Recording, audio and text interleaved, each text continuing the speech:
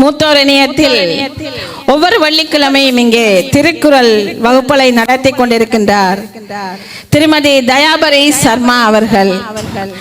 அவரது சிறப்புரை இங்கே நடைபெற இருக்கின்றது. வாருங்கள் தயாபரி சர்மா. நிச்சயமாக இது மிக சிறந்த சேவை. வள்ளுவன் சொல்லுவமாக சொல்லி வைத்த அந்த சொற்களில் அத்தனை அர்த்தம் உள்ளது. ஆம், முப்பால் இணைந்திருக்கும் அந்த பாலை இங்கே எடுத்து வந்து உங்கள் அனைவருக்கும் விருந்தளித்துக் கொண்டிருக்கின்றார் எங்கள் தயாபரி சர்மா அவர்கள். இதனை கேட்பதற்கு கூட நமது காதுகள் கொடுத்து வைத்திருக்க வேண்டும். எதற்கும் இல்லாத ஒரு பெருமை இந்த திருக்குறளுக்கு உண்டு. எத்தனை ஆயிரம் அல்ல, எத்தனை ஜென்மங்கள் அல்ல, இப்பிரபஞ்சம் இருக்கும் வரை நிச்சயமாக இந்த திருக்குறளும் எம்மோடு வாழ்ந்து கொண்டிருக்கும், வாழ வேண்டும். அந்த விதையை இங்கே விதைத்து கொண்டிருக்கும் இவருக்கு நான் தலை வணங்கி நன்றி கூறுகின்றேன். கற்றுக்கொள்ள வேண்டிய நிறைய விடயங்கள் திருக்குறளுக்குள் ஆழ பொதிந்த அமிர்தமாக இருக்கின்றது. அந்த அமிர்தத்தை வாரி வழங்கி கொண்டிருக்கின்றார் இந்த ஆசிரியர். நன்றிகள். உங்களுடைய வார்த்தைகள் மனதிலே ஒரு உற்சாகத்தையும் இன்னும் செய்ய வேண்டும். இன்னும் இங்கே நாங்கள் முன்றிலே அந்த திருக்குறள் மூலம் எல்லோரும் தங்கள் வாழ்க்கையிலே அதை பாவித்து ஒவ்வொரு செயலிலும் அந்த திருக்குறள் எங்களை ஒரு ஆசிரியர் போல தட்டி கேட்டு எங்களை நல்வழிப்படுத்தி நல்லதொரு சமுதாயத்தை உருவாக்கக்கூடிய அந்த பணியை நீங்கள் எல்லோரும் சேர்ந்து நாங்கள் அதை செயல்படுத்துவோம் என்று அவருக்கு நன்றியை கூறிக்கொண்டு, இன்று இந்த அந்நியர் தின விழா எப்பொழுதும் மே மாதத்திலே 2வது வாரத்திலே வருகின்ற ஞாயிற்றுக்கிழமை கொண்டாடப்படும். உலகம் பூராக அந்த எங்களை பெற்று எடுத்து தன்னலம் அற்று எங்களை வளர்த்து இவ்வாறு ஆளாக்கிய அன்னைக்கு எடுக்கின்ற அந்த விழா அந்த வருடத்திலே ஒரு நாள் மட்டும் நாங்கள் கொண்டாடிவிட்டு மறந்துவிடாமல் இருப்பதற்காக நாள்தோறுமே நாங்கள் நினைக்க வேண்டும். அப்படி இருந்தாலும் இந்த கியூபெக் மூத்தோர் இணையத்தினர் இன்னும் ஒரு முறை இந்த விழாவாக இன்று எடுத்து அடுத்த இந்த மாதத்திலேயே இன்னும் நாங்கள் பல முறை அன்னையை நினைக்க வேண்டும் என்ற விதத்திலே இன்று அந்நியர் தின விழாவினை எடுத்துக்கொண்டிருக்கின்ற மூத்தோர் கியூபெக் மூத்தோர் இணையத்தினருக்கும் மற்றும் அங்கத்தவர்களுக்கும் இங்கு சமூகம் அளித்துக் கொண்டிருக்கின்ற அனைவருக்கும் எனது அந்நியர் தின விழாவினை தாழ்மையுடன் அன்பாக தெரிவித்துக் கொள்கின்றேன். அத்தோடு நாங்கள் எங்களுடைய வாழ்க்கையில் வாழ வேண்டும் என்றால் தூய்மை என்பது முக்கியம். அந்த தூய்மை என்பது 2 வகையாக இருக்கும். ஒன்று புற தூய்மை, அடுத்ததாக அகத் தூய்மை. புற தூய்மையும் எங்களுடைய சுகாதாரம் நோய் இல்லாமல் வாழ்வதற்கு உதவும். அதே போல அகத் தூய்மை அதைவிட பன்மடங்கு எங்களுக்கு தேவை. ஏனென்றால் அகத் தூய்மை இல்லாமல் விட்டால்தான் எங்களுக்கு கவலை துன்பங்கள் இன்னும் எங்களை உடல் ஆரோக்கியத்தை கெடுத்து எங்களை விரைவிலேயே மேல்லோகம் அனுப்பிவிடும். அந்த விதத்திலே இந்த தூய்மையை பற்றி வள்ளுவர் அழகாக கூறியிருக்கின்றார்.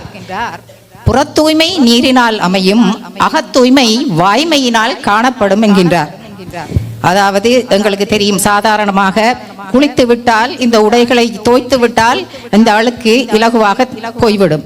ஆனால் மனதிலே உள்ள அழுக்குகள் இருக்கின்றதே, அதை நாங்கள் நீக்க வேண்டும் என்றால் ஆலயத்துக்கு செல்ல வேண்டும். அங்கு ஆலயத்திலே சென்று நாங்கள் உணவு உண்ணாமல் எங்கள் உடலை வருத்தி நாங்கள் தேவார பாராயணங்கள் செய்து எங்களுடைய மனதிலே இருக்கின்ற அகங்காரம் ஆணவம் என்பவற்றை நாங்கள் அகற்ற வேண்டும். அப்பொழுதுதான் எங்களுடைய மனத்திலே இருக்கின்ற அனைத்து வன்மைகள் கரைந்து எங்களுடைய மனம் ஒரு கருணை மிக்க ஒரு கருணை உள்ளமாக மாறும். எனவே உதாரணமாக நாங்கள் கந்த சஷ்டி விரதம் இருந்தால் உங்களுக்கு தெரியும், எவ்வளவோ கஷ்டப்பட்டு 6 நாளும் உணவு உண்ணாமல் 36 தரம் கந்த சஷ்டி கவசத்தை படித்து தான் எங்களுடைய மனதிலே அந்த தூய்மையை நாங்கள் வரவிக்க முடியும்.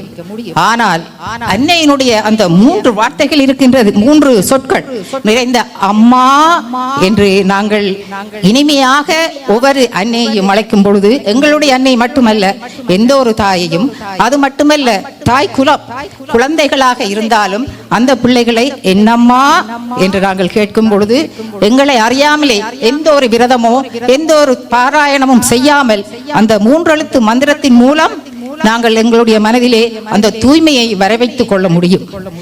அவ்வாறு அந்த மகத்துவம் மிக்க அந்த மூன்றெழுத்து மந்திரமாகிய அந்த அம்மா என்ற வார்த்தைகளை சுமகின்ற எங்களுடைய தாய் எம்மை கருவிலே சுமந்து தனது அதாவது எங்களுக்கு உடலை தந்து அதிலே தனது உயிரை எமது அந்த உடலுக்கு பகிர்ந்து அதோடு உருவம் தந்து 10 மாதம் கஷ்டப்பட்டு எங்களை இந்த உலகத்திலே பிறப்பிக்கின்றார். அத்தோடு மட்டுமில்ல, பிறப்பித்தவுடன் அவருடைய கடமை முடிவதில்லை. அதாவது எந்த குழந்தையும் நல்ல குழந்தைதான் இந்த மண்ணில் பிறக்கையிலே அந்த பிள்ளை நல்லவராவதும் தீயவராவதும் அந்த அன்னை வளர்ப்பினில் தான் இருக்கின்றது என்ற அருமையான பாடலுக்கு அமைய எந்த ஒரு பிள்ளையும் பிறக்கும் பொழுது நல்ல பிள்ளை, ஆனால் அந்த பிள்ளையை ஒரு நல்ல பண்புகளை கொடுத்து நல்ல அந்த பிள்ளைக்கு நல்ல பண்புகளை பள்ளிக்கூடம் செல்லும் 5 வயது வரை முதலாவது குருவாக இருக்கின்ற அன்னைதான் அதை கற்பித்து நல்ல பண்புள்ள பிள்ளையாக பாடசாலைக்கு குருவிடம் அனுப்பும் பொழுது அங்கே அந்த பிள்ளை அறிவை பெறுகின்றது. அப்பொழுதுதான் அந்த பிள்ளை வளர்ந்து வரும்போது ஒரு சான்றோராக நல்ல ஒரு சமுதாயத்தை உருவாக்கக்கூடிய நல்ல ஒரு பிரஜையாக அந்த குழந்தை வளரும். எனவே இந்த சமுதாயத்தை நல்லதொரு சமுதாயமாக மாற்றக்கூடிய அந்த சக்தி யாரிடம் இருக்கின்றது என்றால் அந்த அன்னையிடம்தான். அந்த மூன்றெழுத்து மந்திரம் நிறைந்த கருணை மிக்க நடமாடும் தெய்வமாக விளங்குகின்ற அன்னையில் தான் இந்த சமுதாயத்தையே மாற்றி அமைக்கக்கூடிய வல்லமை இருக்கின்றது என்றால் மிகையாகாது. அந்த வகையிலே அடுத்ததாக என்னவென்றால் ஒரு தாயினுடைய பண்பு என்னவென்றால் தனது பிள்ளையும் அடுத்த பிள்ளையும் வித்தியாசம் பார்க்காமல் இருப்பதுதான் தாயினுடைய புனிதமான நல்ல பண்பு. அதாவது எங்களுடைய தாயார் கூறுவதற்கமைய மந்திரம், மற்ற பிள்ளைகளை நாங்கள் அடுத்த பிள்ளையை தடவி வளர்த்தால் எங்களுடைய பிள்ளை தானாக வளரும் என்பார்கள். எனவே ஒரு போட்டியிலே ஒரு பிள்ளை, அதாவது என்னுடைய பிள்ளையும் அடுத்த பிள்ளையும் பங்கு பற்றி எங்களுடைய பிள்ளைக்கு தோல்வி அடைந்து அடுத்த பிள்ளை வென்றுவிட்டால் நாங்கள் அந்த பிள்ளையிலே வெறுப்பை காட்டாமல் அந்த பிள்ளையும் தட்டி கொடுத்து எங்கள் பிள்ளை போல அந்த பிள்ளையும் ஊக்குவிக்க வேண்டும். அப்படிப்பட்ட தாய்மை உள்ளந்தான் உண்மையான தாய். எனவே அவ்வாறான மகத்துவம் மிக்க தாய் தனது பிள்ளையை பெறும் பொழுது, அதாவது தனது பிள்ளையை பெற்றெடுக்கும் பொழுது தன்னலமுள்ள பெண்ணாக இருந்தவள் தன்னலமற்ற கருணை உள்ள தாயாக மாறுகின்றாள். அதனால் பெற்றெடுக்கும் பொழுது பன்மடங்கு சந்தோஷத்தை அடைகின்றாள். அதாவது தான் பிறந்த இந்த பிறப்பினுடைய பலனை பிள்ளையை பெற்ற பொழுது அடைகின்றாள். ஆனால் அந்த பிள்ளை மற்றவர்களால் சான்றோன், அதாவது பண்புகளிலும் அறிவிலும் சிறந்தவன் என்னும் பொழுது என்று கேட்கும் பொழுது முதலிலே சந்தோஷப்படக்கூடிய முதலாவது உயிர் என்றால் அந்த அன்னைதான். இதைத்தான் வள்ளுவர் கூறுகின்றார், ஈன்ற பொழுதிலும் பெரிதுவர்க்கும் தன் மகனை சான்றோன் என கேட்ட தாய் என்று வள்ளுவர் அழகாக கூறியிருக்கின்றார். அதற்கமைய இந்த உலகத்திலே நடமாடும் தெய்வங்களாக இருக்கின்ற அனைத்து தாய் இனம் பிள்ளைகளாக இருந்தாலும் அனைவருமே ஒரு தாய் உள்ளம் கொண்டவர்கள்.